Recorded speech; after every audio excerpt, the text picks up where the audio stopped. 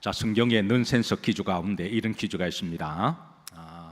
성경 인물 중에 가장 지혜로운 사람 누굴까요? 자, 지혜 그러면 가장 똑똑하고 지혜로운 사람 누구죠? 저는 여러분들이 솔로몬이라고 말할 줄 알았는데 다들 넌센스에 능하셔서 눈치가 빠르셔서 미리암이라고 대답하셨습니다. 맞기는 맞습니다. 근데 가끔 눈치 있게 좀 틀려주시길 바랍니다. 가장 똑똑한 사람은 솔로몬이죠. 근데 넌센스라고 제가 힌트를 드렸습니다. 솔로몬보다 더 똑똑한 사람, 시험을 치면 솔로몬보다 더 답을 잘 아는 사람, 그 사람이 바로 미리암이라고 하는 사람인데요. 자, 오늘 출애굽기 속의 기도의 인물 미리암에 대해서 함께 은혜를 나누고자 합니다. 어떤 사람은 미리암이 누군지를 잘 모르는 사람도 초신자들 중에 있습니다. 그런데 이 넌센스 퀴즈 때문에 미리암을 아는 사람이 있어요. 미리암은 족보적으로 보면 누구의 누님이 되시는가요? 모세의 누나가 되는 사람입니다. 모세보다 대략 한 7살에서 10살 정도가 많아요. 한 대략 7살에서 10살 정도 많은 여인인데, 자, 성경에 보시면 미리암이 대중들의 무대에서 선지자로 화려하게 등장하는 한 사건이 등장합니다. 바로 오늘 우리가 봉독했던 출애굽기 15장의 사건입니다. 본장의 스테이지는 이스라엘 백성들이 홍해를 건너고 난 다음에 추격하던 애굽의 병사들이 물에 수상하고 난 다음에 일어난 일인데요. 이때 미리암이 너무나 기쁘고 즐겁고 하나님께 감사해서 춤을 춥니다. 아마 한국 교회가 언제부턴가 소위 이제 몸 찬양이라고 하는 게 유행한 적이 있습니다. 우리 교회도 몸 찬양 잘하는 분들이 계시죠?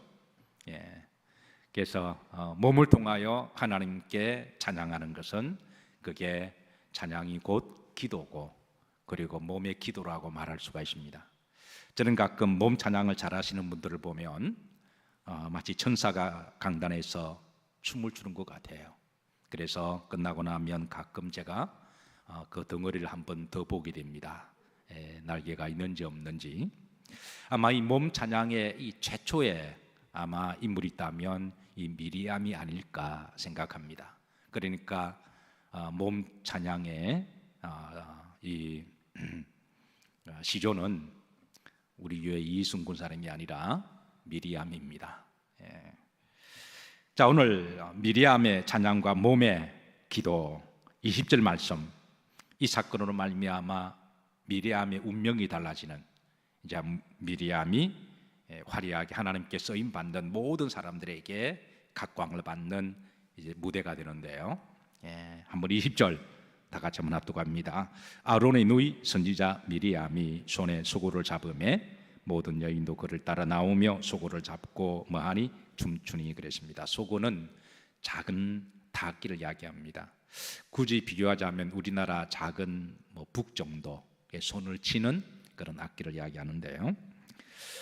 자, 미리암이 얼마나 기쁘고 감사했는지 남다른 감동이 있어서 우리가 은혜를 받아도 남다르게 은혜를 받는 성도가 되기를 축복합니다. 하나님이 아무리 하늘에서 비를 폭풍수같이 부어주셔도 그냥 민둥민둥하게 은혜를 받는 사람이 있는가 하면 그 작은 은혜도 남다르게 감동을 받아서 춤을 추는 사람이 있는데요. 그게 바로 오늘 미리암입니다. 아마 다른 여인들은 좀 민둥민둥하게 그렇게 있을 때에 미리암은 너무나 감사하고 너무나 기뻐서 하나님께 덩실덩실 춤을 추고 하나님께 감사 기도를 드리는데요. 자, 흥미로운 것은 이렇게 미리암이 먼저 이렇게 하나님께 춤을 추고 감동을 드리게 되자 그게 다른 여인들에게도 그게 영적인 반향을 일으키게 되는데요. 20절 흐름들을 봅시다. 자, 모든 누구도 여인도 누구를 따라? 그를 따라, 그를 따라. 그러니까 누가 한 사람이 먼저 기도의 본을 보여주는 게 중요하고요, 누가 한 사람이 열정적으로 주님을 감동 있게 믿는 것도 굉장히 중요하다고 하는 거예요. 다른 여인들도 이제 동일한 사건을 접했지만 그냥 민둥민둥하게 있다가 미리암이 그 놀라운 감동을 보고 춤을 추고 하나님께 기도하자 다른 여인도 따라서 미리암과 함께 이제 춤을 추는 그 스테이지가 그냥 다 하나님께 춤을 추는 그런 축제의 무대로 바뀌었습니다. 자, 21절입니다. 21절 보면 미리암이 그 춤의 목적, 내용, 왜 춤을 추는지, 왜 기뻐하는지, 그냥 자기 감정에 도취되어서 춤을 추거나 자기를 드러내기 위해서 원맨 쇼를 하는 게 아니라 그게 무엇 때문에 춤을 추고 무엇 때문에 기뻐하는지 그 이유를 분명히 밝히고 있는데요. 21절입니다. 21절. 자, 다 같이 합독합니다. 미리암이 그들에게 이르되 화답하여 이르되. 그러니까 미리암이 막 춤을 추고 기뻐하자 다른 여자들도 함께 덩달아 함께 춤을 추고 함께 노래하고 함께 그렇게 하거든요. 민둥민둥했던 사람도. 왜 우리가 어느 사람이 열심히 기도하며 영적인 파장 때문에 같이 기도하는 게 있잖아요. 여러분 그렇게 앞서가시기를 주의 이름으로 축복합니다. 이 행동이 이제 하나님이 미리암을 쓰게 된 미리암의 이제 스테이지가 돼요. 이 사건에게는 미리암 굉장히 중요한 사건이 되는데요. 자, 미리암이 화답하 이르되 말하기를 너희는 누구를 찬송하라? 여호와를 찬송하라. 여호와를. 그러니까 몸 찬양하고 기도하는 모든 목적은 여호와께 있음을 고백합니다. 그리고 그는 높고 영화로우시며 말과 그 탄자를 바다에 던지셨음이로다. 이게 바로 미리암이 기뻐하고 즐거워하고 감동하고 그리고 기도하고 춤을 추는 이유입니다. 이 사건 이후로 미리암에게 놀라운 변화가 찾아옵니다. 하나님이 그 미리암의 믿음을 보신 거죠. 자, 그러면서 20절에 다시 한번 보십시다. 자, 이게 미리암 앞에 뭐가 나오나요? 선지자라는 말이 용어가 나옵니다. 하나님이 이 사건을 계기로 해서 미리암에게 직분을 주셨는데 그게 바로 선지자라고 하는 직분을 콜링을 주신 거예요. 미리암이 언제부터 하나님의 선지자로 콜링을 받았는지 정확하게는 알 수 없지만 오늘 본문에 보면 하나님이 미리암을 선지자로 이렇게 드디어 인정하시는 그런 사건이 나옵니다. 그래서 성경에 여선지자의 최초의 사람이 바로 미리암입니다. 구약 성경에 보면 선지자의 사명이 있습니다. 하나님이 미리암을 선지자로 이렇게 콜링하시고 직분을 주실 때는 결국은 직분 자체가 계급이 아니라 그 사명 감당하라고 주신 것이죠. 그래서 사명을 감당하지 않으면 하나님 나중에 그걸 다시 빼앗아가기도 하시고요. 또 사명을 잘 감당하면 감당할 만한 하나님께서 덤에 복도 주시는 하나님이세요. 그래서 우리가 하나님이 이 콜링하실 때 그 어떤 직분 자체에 우리가 너무 함몰되면 안 됩니다. 직분 자체보다도 그 사명을 감당하라고 주신 것이니까. 그러면 선지자의 직분을 그 사명은 뭘까요? 선지자는 히브리 말로 따라서 하십니다. 나비. 나비할 때 나비 기억하기 좋도록 나비 때로는 나베 뭐 이렇게 다양하게 어원은 어쨌든 나비라는 말인데요. 이 말은 이제 하나님의 말씀을 대언하는 자라는 뜻을 가지고 있습니다. 그러니까 선지자의 사명은 하나님의 말씀을 대언하는 자입니다. 자, 그런데 하나님은 영이시니 하나님은 아무리 선지자의 사명을 콜링을 부르시다고 할지라도 그가 육적인 데 관심을 가지고 육이 충만할 때는 하나님의 거룩한 영을 말씀을 받을 수가 없어요. 아무리 선지자라고 할지라도 선지자의 첫 번째 사명은 말씀을 대언하기 위해서 말씀을 받아야 되잖아요. 그러니까 하나님의 말씀이 임하도록 늘 기도로 해야 된다라는 거예요.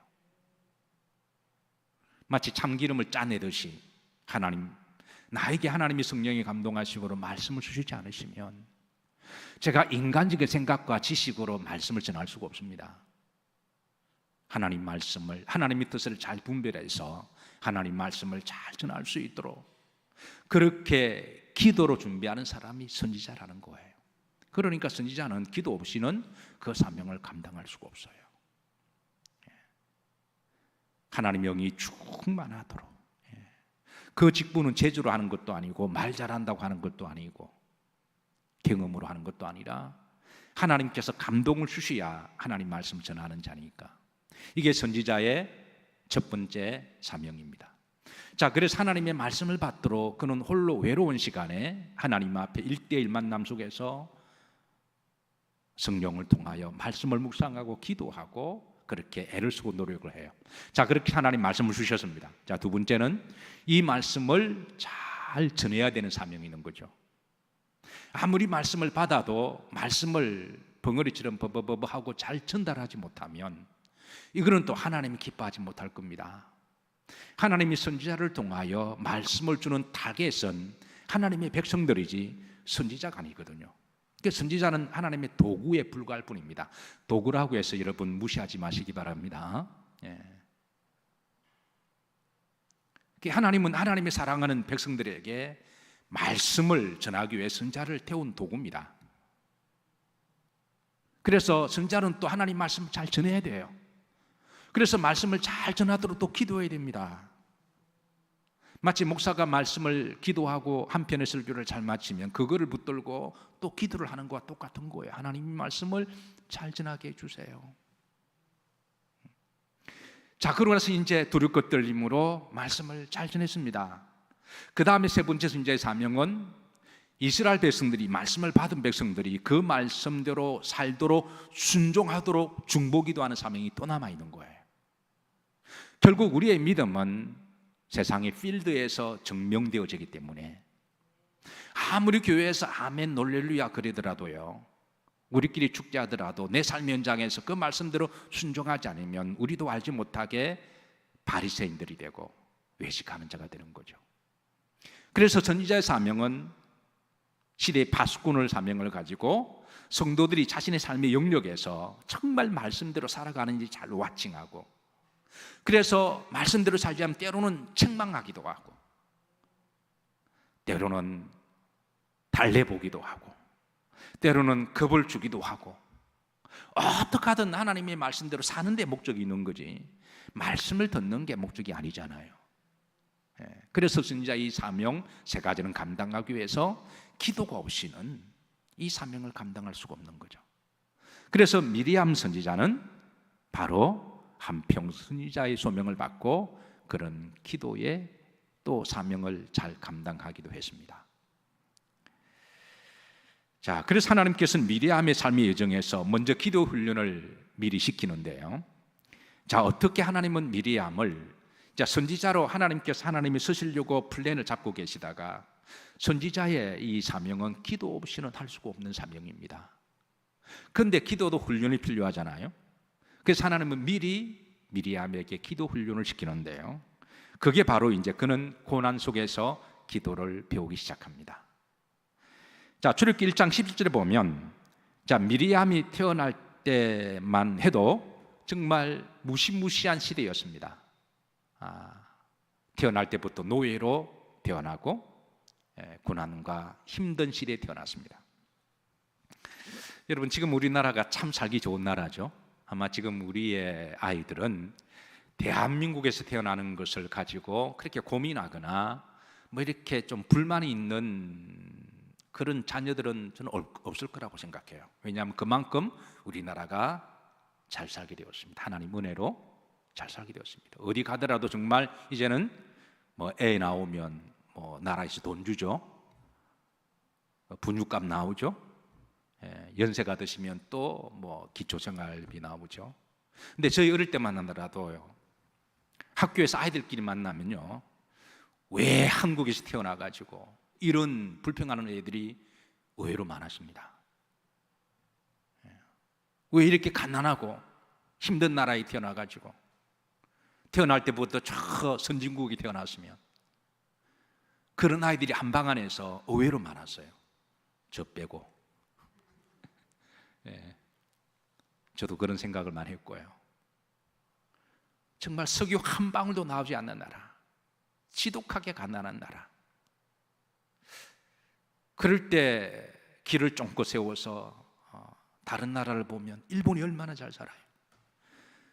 미국이 얼마나 잘 살아요. 정말 그런 나라에 태어났으면. 근데 지금은 우리 아이들이 이제 우리 자녀들이 문제는 또 아이들이 또 그걸 모르는 데 문제가 있어요. 근데 미리암이 태어날 때는 지독히 가난하고 노예였던 시절에, 그러나 미리암은 그 고난 속에 기도하는 법을 배웁니다. 흥미로운 것은 미리암의 이름의 뜻은 따라서 하십니다. 괴롭다.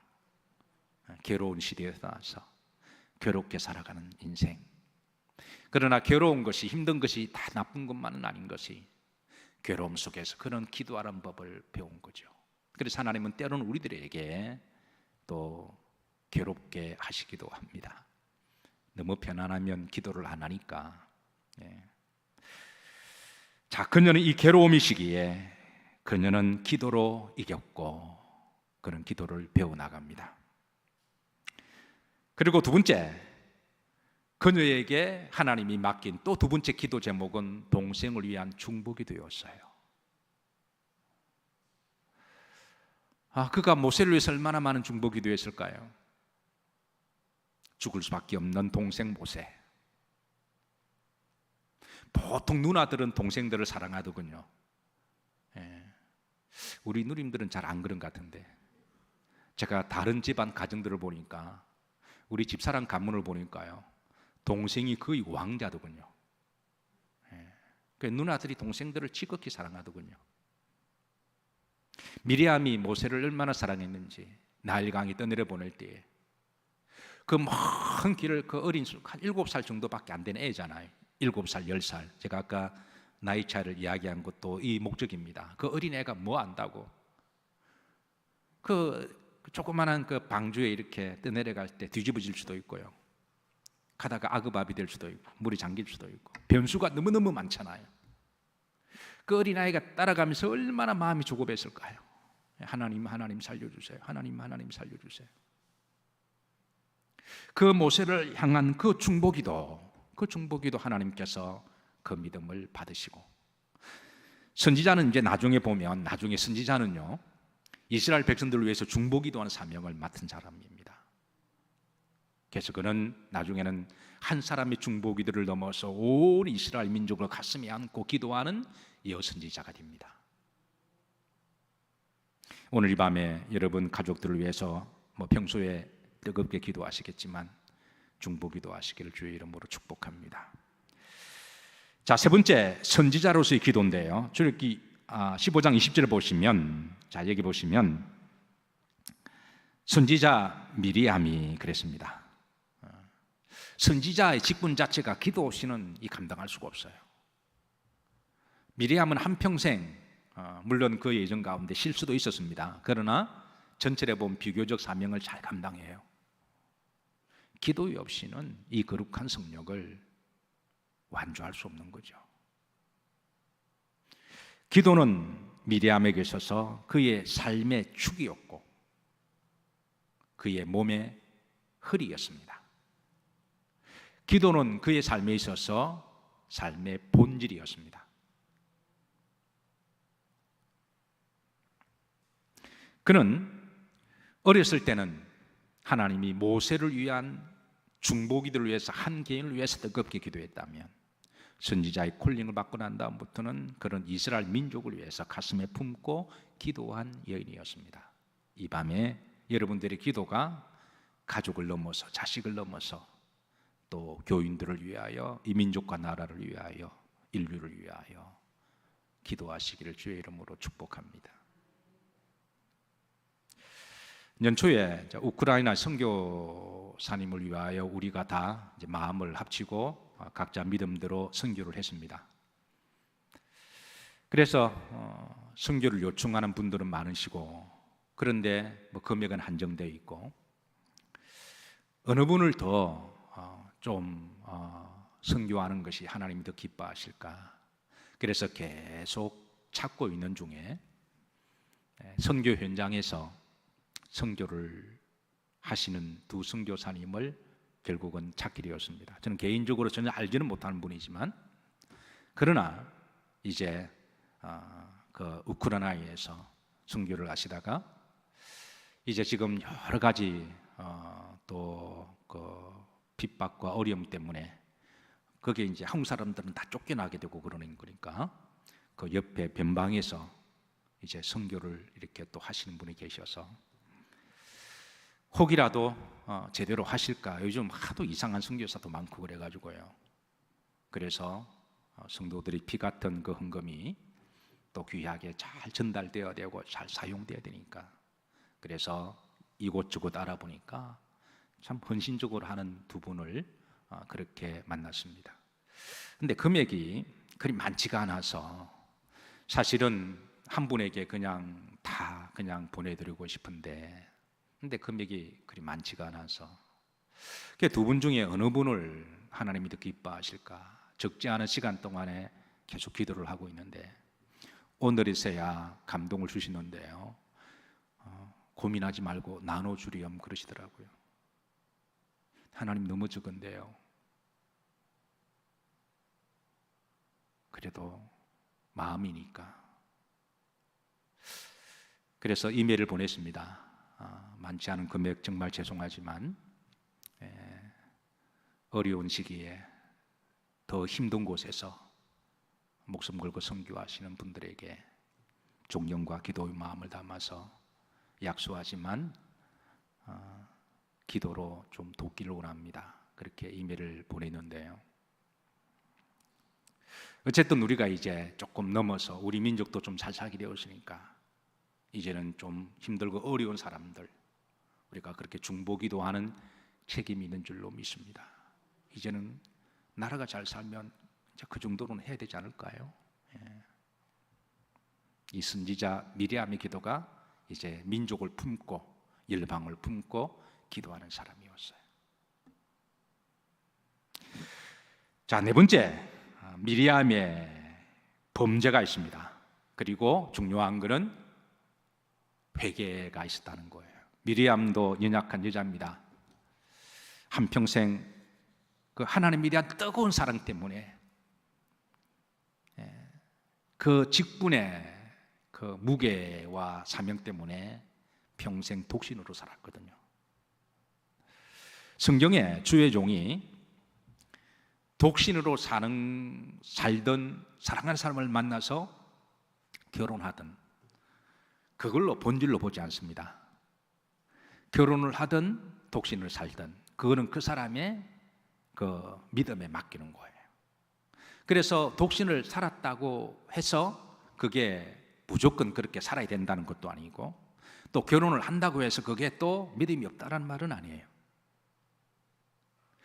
분명한 것은 미리암은 아마 결혼할 수 있는 충분한 여건이 있었을 거예요. 왜냐하면 그게 대단한 여인이었거든요.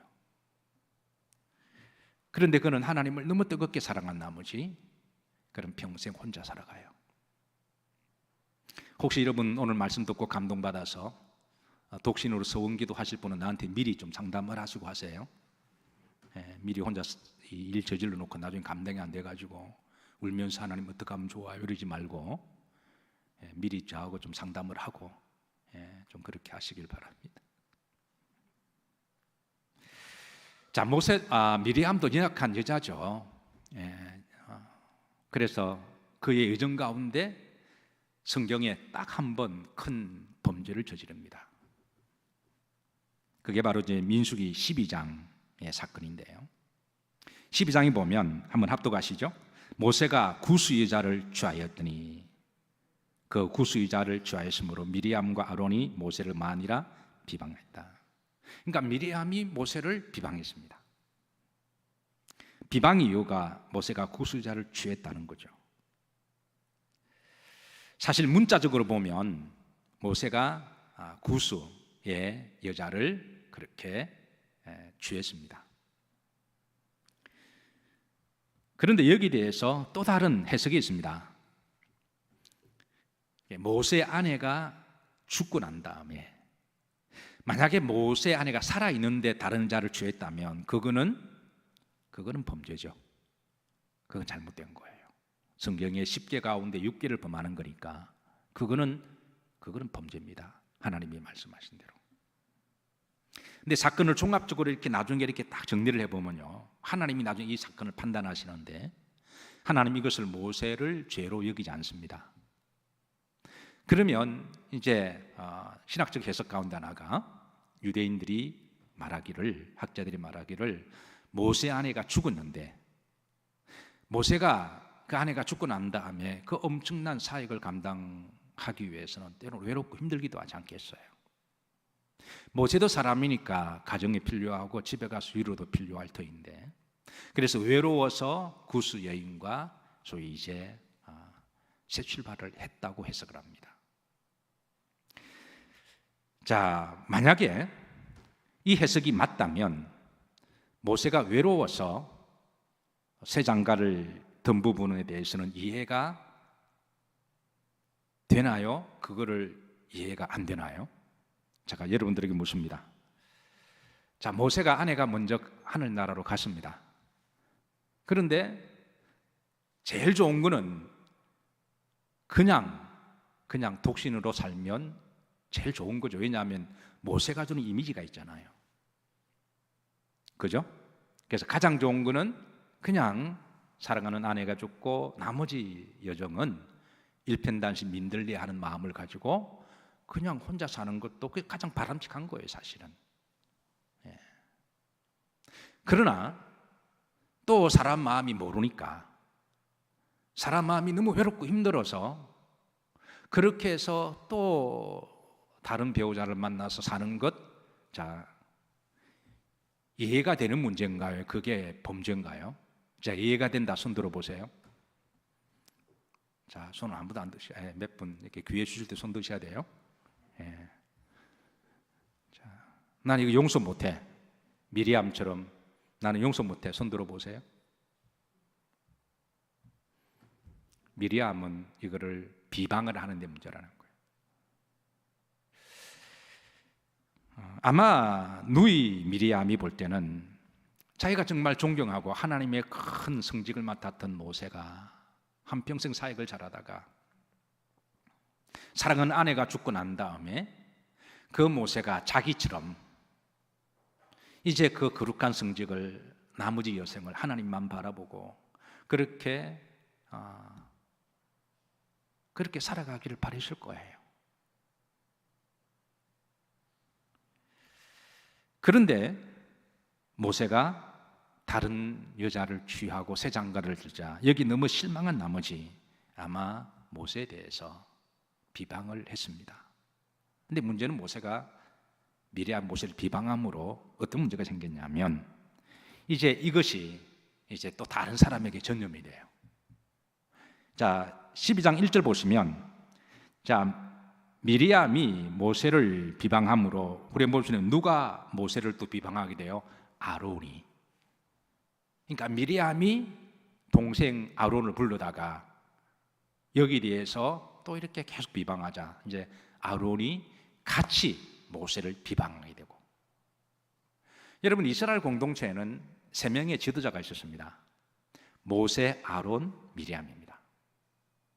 이스라엘 공동체에 지도자가 2명만 흔히 알고 있거든, 모세와 아론. 그런데 미리암도 대단한 영향력이 있는 영적인 지도자였습니다.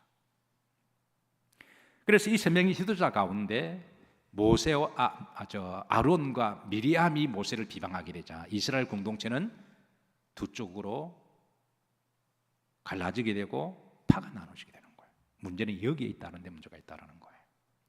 만약에 미리암이 개인적으로 감정이 좀 상해서 모세를 불러다가 개인적으로 야 웬만하면 좀 혼자 살지 왜 그랬니?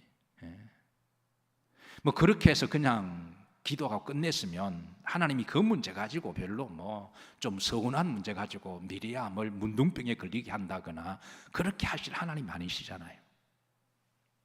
근데 이 문제로 말미암아 여러분 우리 성도들은 뭘 하든 교회 덕을 위해서 해야 될 줄로 믿으시길 바랍니다. 별것 아닌 것 가지고 사람의 분위기를 만들어서 교회 파당을 만들고 이 분열을 시켜놓으면요 나중에 하나님 그에 대해서 교회는 주님의 몸인데요 몸을 막 찢어놓는 거잖아요. 미리암 입장이 볼 때는 충분히 비방거리고 될 수도 있습니다. 근거 없는 말도 아니긴 아니에요. 근데 그렇게 해서 원하면 혼자 기도하고 풀지, 그걸 여기에 저기에 그냥 자기 마음이 답답하고 분하다고 이야기해놓고 나중에 이 문제를 가지고 그냥 그리스도의 몸이 쪼개지게 되면 어떻게 됐든 간에 그거는 하나님의 심판의 대상이 된다는 거예요. 하나님이 이 문제를 가지고요, 하나님이 나중에 이제 재판을 하시는데 어떻게 하시냐면 9절입니다. 9절 다 같이 합독합니다. 여호와께서 그들을 향하여 마시고 진노하시고 떠나시매 그랬습니다. 만약에 모세가 잘못했다면 하나님이 모세에 대해 진노하셨을 거예요. 10절입니다. 합독합니다. 구름이 장막 위에 서나갔고 미리암은 어디에 걸려? 나병에 걸려 눈과 같더라. 아론이 미리암을 본적 나병에 걸렸는지라. 미리암이 나병에 걸렸던 거예요. 그러고 나서 나중에 이제 또 아론도 나병에 걸립니다. 이 두 사람이 이스라엘 공동체가 분열되는데 이게 주동 역할을 했다라는 거예요. 그리고 아론보다도 더 주동자가 미리암임을 알려줍니다. 자, 일로 말미암아 12장 11절입니다. 아론이 하나님 앞에 기도합니다. 그리고 모세에게 가서도 우리가 잘못되었다라고 회개해요. 합독합니다. 아론이 이에 모세에게 이르되 슬프도다 내 주여, 우리가 어리석은 일을 하여 죄를 지었으나 정하건대 그 벌을 우리에게 돌리지 마소서. 그 아론이 왜 동생에게 내 주여라고 한가요? 그거는 하나님이 세운 지도자이기 때문에, 영적 권위를 인정하기 때문에 그 공동체에 대한 회개 기도거든요. 만약에 사람 대 사람으로 봤으면 너나 나나 다를 바가 뭐, 너가 내 동생 아니냐, 모세 일로 와봐, 이렇게 족보 이야기하면 내 주여라고 말할 수가 없는 거예요. 이거는 하나님의 공동체에 대한 그런 믿음을 가지고 있기 때문에 그 동생을 향하여 내 주여 나를 용서하시고 하나님께 회개 기도하고, 그리고 모세는 또 이를 위하여 13절에 보면 모세가 여호와께 뭐하여 이르되 부르짖어 이르되 하나님이 원하건대 그를 고쳐주옵소서. 모세가 하나님께 중보 기도합니다. 하나님은 모세의 기도를 들으시고 아론을 고쳐주십니다. 자, 그런데 흥미로운 것은 자 14절입니다. 그런데 14절에는 미리암에 대해서는 이게 또 다른 처방을 내려요. 왜 그러냐면 미리암이 그 원조이기 때문에 그렇다라는 거예요. 자, 보십시다. 14절 합독합니다. 여호와께서 모세에게 이르시되 그의 아버지가 그의 얼굴에 침을 뱉을지라도 그가 이리 동안 부끄러워하지 않겠느냐. 그런즉 그를 진영 밖에 이리 동안 가두고 그 후에 돌아오게 할지니라 하시니. 그리고 12장 15절 이에 누가 미리암이 진영 밖에 이리 동안 갇혔고, 그러니까 아론은 하나님이 회개 기도하자 바로 고쳐주십니다. 근데 미리암은 진영 밖에 이리 동안에 내쫓으라는 거예요. 그러면서 하나님이 한 속담을 인용하십니다. 그의 아버지가 14절입니다. 아버지가 그의 얼굴에 침을 뱉을지라도 그가 이래 동안 부끄러워하지 않겠느냐. 이게 속담입니다. 당시 히브리인들의 속담인데요. 이게 무슨 속담이냐면 이제 당시 자식을 키우는 부모가 자식 가다가 큰 사고를 쳤습니다. 근데 무조건 용서해 주면 자식이 그게 부끄러운지를 깨닫지 못하잖아요. 근데 자식을 용서해 주는 그 프로세싱 중에 이제 그 자식이 스스로 이것은 수치스럽고 부끄러움을 알기 위해서 얼굴에 침을 뱉어요. 그러면 그 자식이 어리광 피우다가, 저 어릴 때 이런 일이 있습니다. 저희 집에 장손이 이제 큰 형님이시고 큰 형님의 장손이 이제 큰 형님이 낳은 큰 아들이 있었는데, 어머님이 볼 때는 7남매 중에 어머님의 자식은 장손밖에 없고, 어머님의 장손은 그 다음에 손주밖에 없었던 거예요. 어머님 생각에는 그 집안을 이어갈 사람이라고 생각한 거죠. 그러니까 이제 나한테는 조카가 되는데, 애가 어릴 때부터 얼마나 할머님의 독보적인 압도적인 사랑을 받아서 애가 이제 천상세나 유아독존이 된 거예요. 그래서 얼마나 애가 사랑을 많이 받아서 유아독존이 있냐면은 지 할머니 뺨도 척척 때리고요. 그리고 마음에 안 들면 그냥 길 가다가 그냥 마켓 가서 뭐 안 사주면 들어놓고 땡깡 부리고. 그 걔를 뭐 우리 집안에 이제 어머님이 뭐 대장이니까, 어머니 말에 한 번도 그 자식한테 거역해 본 적이 없어서, 그래서 그 아이가 거의 집안에 거의 황제처럼, 그 아이 도가 너무 지나치니까 이제 그 어머니 저한테 형수가 되죠. 형수님도 하다 안 되니까 나한테 도움을 요청했습니다. 도련님, 이렇게 좀 따끔하게 혼을 내달라는 거죠. 마침 제가 군대 제대한 터여서, 그래서 제가 세 번을 물었습니다. 제가 혼을 내도 되겠냐고.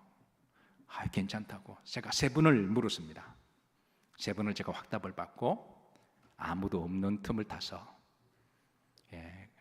그때 그 아이가 3살, 4살 됐나요? 그래서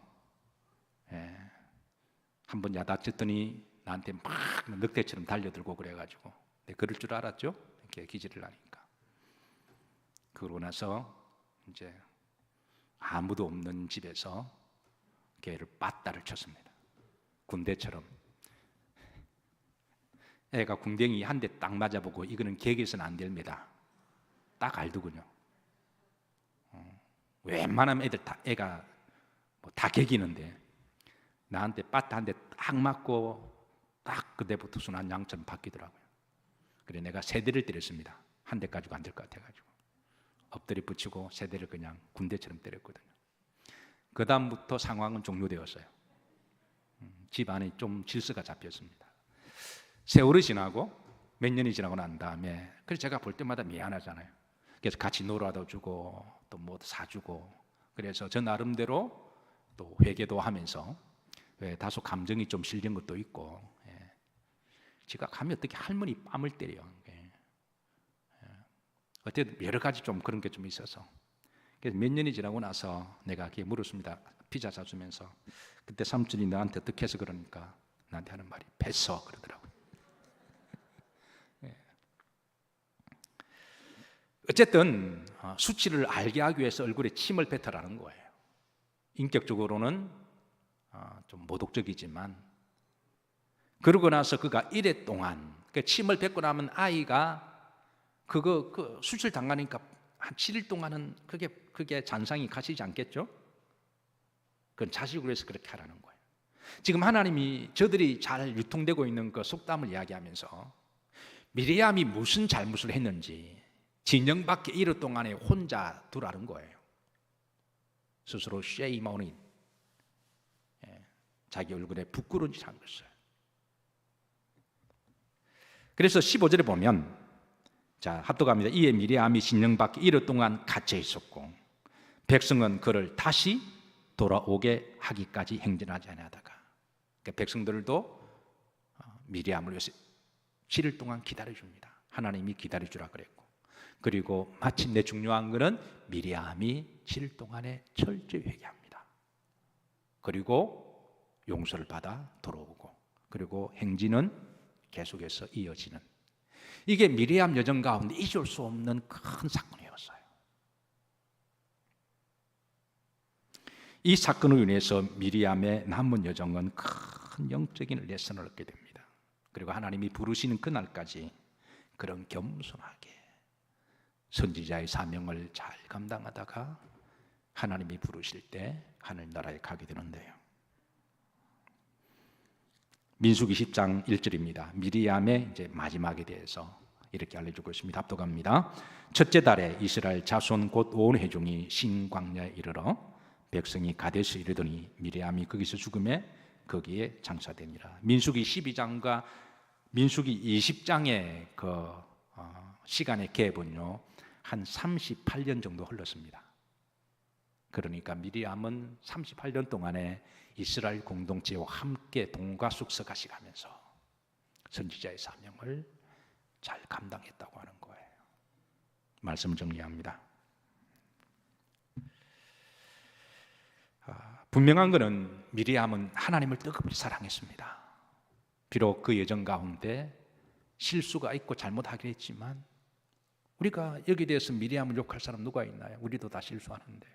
중요한 것은 그는 그것이 수치스러운 것을 깨달았고 회개했고 하나님 용서하셨고, 그리고 그는 용서함을 받고 하나님 나라 갈 때까지 뜨겁게 그의 소명을 늘 기억하면서, 한때는 그가 방자에서 모세를 우습게 생각하고 니만 선지자 이렇게 대들었다가 이게 이제, 그러나 그는 이 사건 이후로 그는 다시 겸손하게 선지자의 사명을 기도로 잘 감당하다가 하늘나라 갔고, 하나님도 그런 미리암을 뜨겁게 사랑하셨습니다.